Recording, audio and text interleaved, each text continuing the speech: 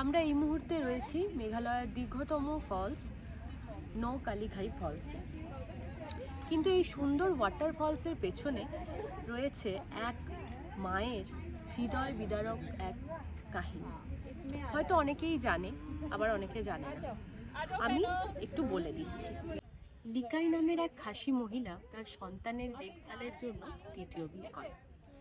একদিন সে কাজে যায়, যেটা এখানে মেঘালয়ের ট্র্যাডিশন যে মেয়েরা কাজে যায়, এবং সে কাজ থেকে ফিরে আসার পর তার স্বামী তাকে মাংস রান্না করে দেয় এবং সে সেটা খায়। খাওয়ার পর সে যখন তার বাড়ির বাইরে আসে, সেখানে একটা আঙুলের টুকরো দেখতে পায় এবং সে রিয়েলাইজ করে যে তার স্বামী তার সন্তানকে মেরে সেই মাংস রান্না করে তাকে খাইয়েছে। এটা সে মেনে নিতে পারেনি। তখন রাগে, দুঃখে, কষ্টে সে এই ফলস থেকে ঝাঁপ দিয়ে আত্মহত্যা করে। তার নাম অনুযায়ী এই ফলসের নামকরণ করা হয় নৌকালীখাই। নৌ মানে হচ্ছে জাম্প বা ঝাঁপ দেওয়া।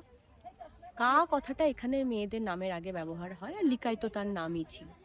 তো এই ফলসটা দেখতে যতটাই সুন্দর, এর পেছনের কাহিনীটা ততটাই দুঃখের।